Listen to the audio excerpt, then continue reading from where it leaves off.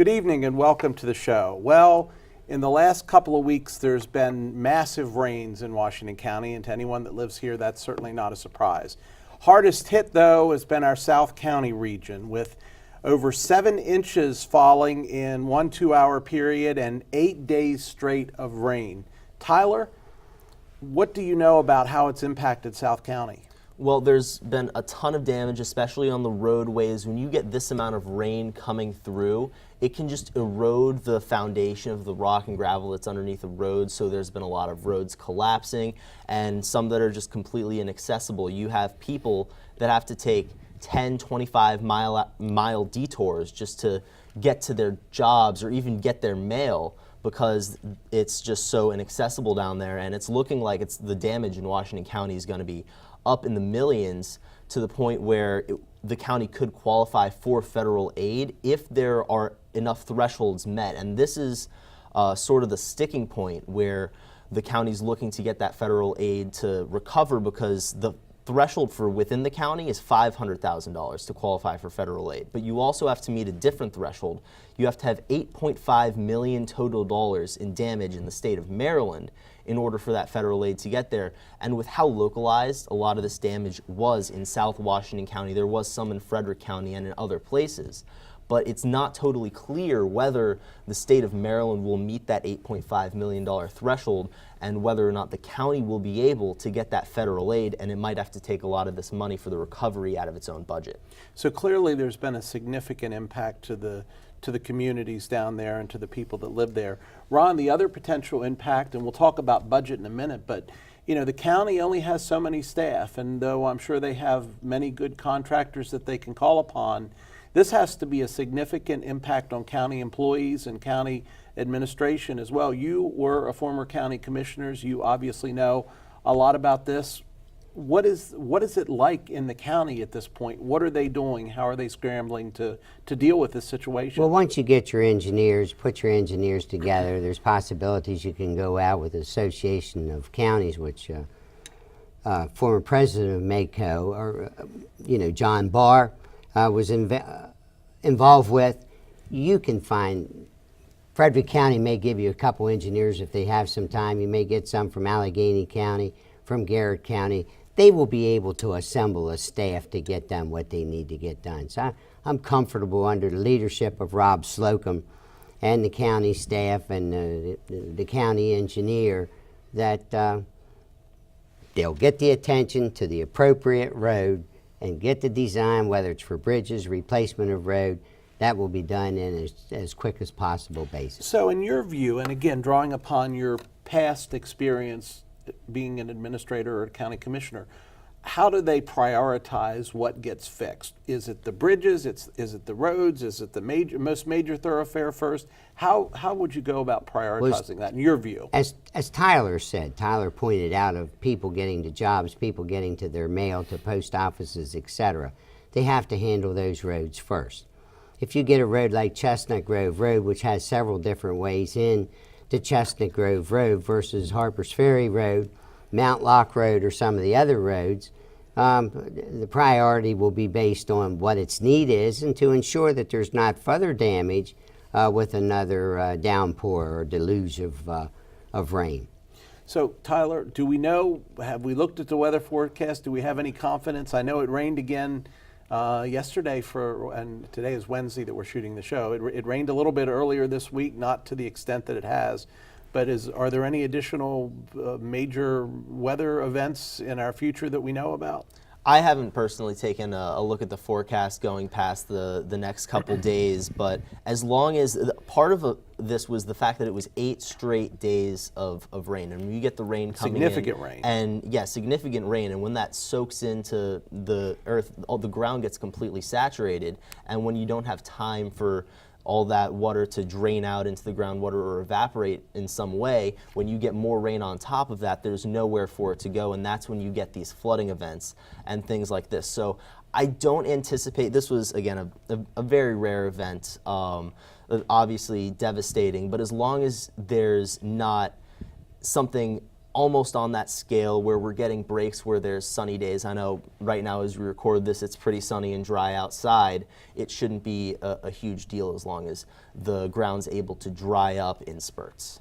So there's got to be a lot of frustration on the part of the residents down there.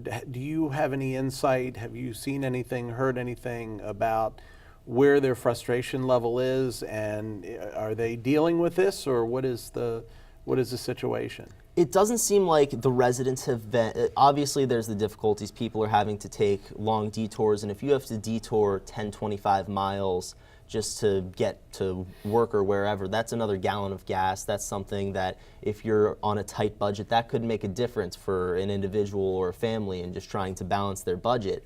But it looks like a lot of these roads, some of them have been closed to through traffic, so it's only local traffic if they're Right. passable. So county officials seem like they're doing a really good job. Obviously the physical damage has been pretty bad, but it seems like the damage to people's ability to function and get around and go on with their daily routines hasn't been completely destroyed. In large part because of the efforts of county officials getting a lot of relief down there with rescue teams and stuff like that. Let's talk about the other piece of this, Ron, and we've talked about the human factor in terms of reparations of this damage, but then there's also a budget factor. I'm assuming many of these county employees that are going to work to repair this are not salaried employees, so as they work, and what I understand, that some of them are working very long hours to get some of these roads repaired and to help out.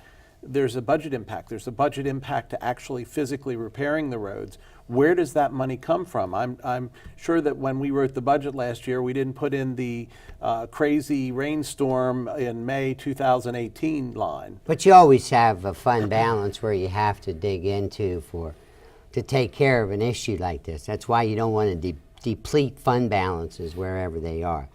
And because you're a county, a regular county employee, salaried employee or not salaried employee, they get overtime. Right, that's my point. Yeah, they're not hourly employees. Right, they're not so salaried that hourly employee is going to get, they're going to get overtime. So we've got one effective roads department. Ed Plank and the guys at the roads department, staff of the roads department, put things together. They know how to go in and take care of things. They've taken care of it. And you know, back in '72 when Hurricane Agnes went through, there was nothing compared then to how much damage has been done now. So those kinds of things will be dealt with. People will get back. Homes weren't ruined. People weren't jeopardized like they were in Puerto Rico or Houston, Texas, or in Florida down the Keys and places like that. And I think some of the things that I've seen on social media comes from some rebel rousers and running for political office that's tried to paint the county in a light that wasn't good, and it's proven out that it wasn't true, some of the things were said, and that's the last thing you need to do in a society like we have, is start casting dispersions on what county government really is doing. Isn't that what social media is about? That's what it's all about, sure is. But that still doesn't excuse the people that do it. Tyler, what are your thoughts on the social media piece?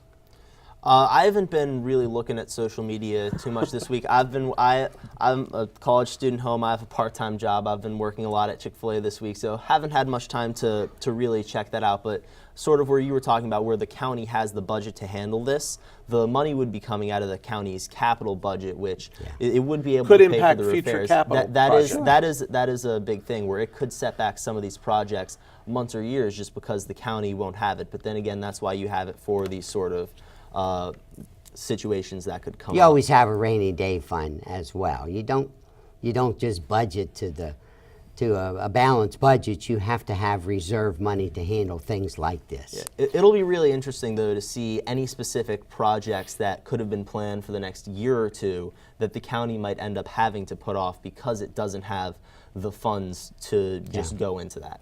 Well, we're going to see what happens over the next day or so. We're going to invite Rob Slocum on to talk about the efforts, the efforts that his employees have put forth over the last several weeks and what's planned for the future and how they'll do with this. So hopefully he'll come on and share that information with us.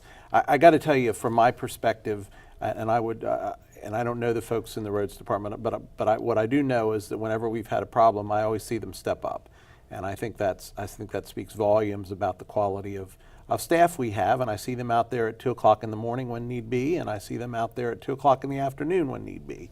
So that's good stuff. And we have a great emergency services responders that have assisted to ensure that safety matters were dealt with. And you'll get the last word on that. Coming up next, Washington County Public Schools is entertaining a proposal to replace some schools with prototype elementary schools, and there are potentially some significant benefits. Stay with us. We'll have that report in 3 minutes.